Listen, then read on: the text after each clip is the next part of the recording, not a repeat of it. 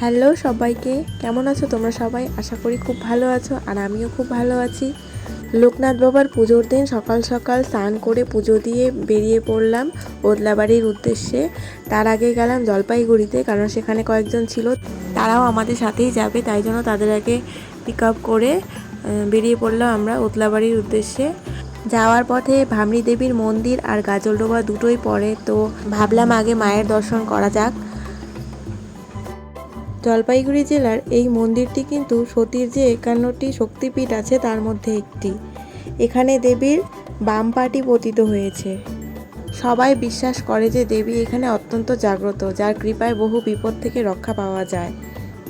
আমার পুজো দেওয়া হয়ে গেছে, চলো এবার তোমাদেরকে একটু মন্দিরটা দেখাই। সামনেই যেটা দেখছো সেটা হলো ভামরি দেবী মায়ের মূর্তি, তারপরে আছে ভোলানাথ, তার পাশেই আছে নন্দী, আর বাঁ দিকে রয়েছে মন্দিরের গর্ভগৃহ। সামনেই দেখো রাখা আছে মায়ের চরণটি, সেখান থেকে অনেকে সিঁদুরও নেয়, আমিও তাই নিয়ে নিলাম একটু। বাইরে বেরোয় দেখলাম যে একটু প্রসাদ দিচ্ছিল, তো সেটা নিয়ে নিলাম। এই মন্দিরে আরেকটি বিশেষত্ব হলো এই জোড়া বট গাছটি।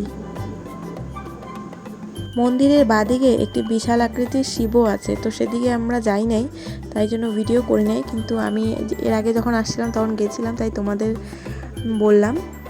এরপরে কোনো দিন আসলে তোমাদের পুরো মন্দিরটা ঘুরে দেখাবো। তারপর সেখান থেকে বের হয়ে সোজা চলে গেলাম গাজলডোবাতে। এত রোদ ছিল আর রোদের জন্য যে প্রচণ্ড গরম লাগছিল, তার জন্য মাথার মধ্যে রুমাল নিয়ে নিয়েছিলাম, কারণ রুমালটাই ছিল, ছাতা ছিল না, ছাতা থাকলে ছাতাই নিতাম। আর ভিউটা দেখো, খুবই সুন্দর লাগতেছিল। ব্রিজটা কমপ্লিট হওয়ার পর প্রথম গেলাম। তারপর বেশি দেরি না করে সবাই মিলে কয়েকটা ফটো তুলে নিলাম।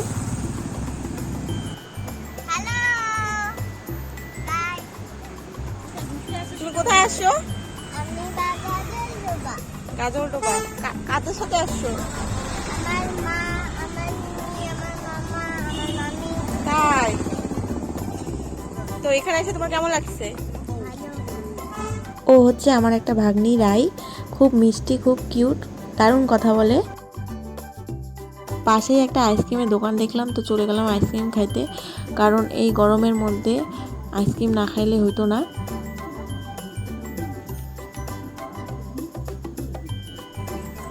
আর এই যে ভিউটা দেখো, আমরা এতক্ষণ ওই ব্রিজটার উপরেই ছিলাম, এতটা দূর রাস্তা হাইটে আসলাম, কারণ গাড়ি ওখানে রাখতে দিচ্ছিল না। আর বেশিক্ষণ দেরি না করে সেখান থেকে বের হয়ে পড়লাম। এখন আমরা তিস্তা ব্যারেজটা পার করব।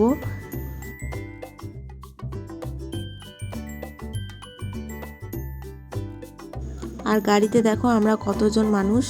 এই রাস্তাটা দেখো কত সুন্দর, দুই পাশে গাছ আর গাছ, মাঝখান দিয়ে রাস্তা, আর সেই রাস্তা দিয়ে আমরা যাচ্ছি। আমার তো এরকম রাস্তা দিয়ে যাইতে খুবই ভালো লাগে। এখানে হাতি আর অনেক পশু পাখিও দেখা যায়, তো আমাদের কপাল খারাপ ছিল, আমরা কিছুই দেখতে পারি নাই।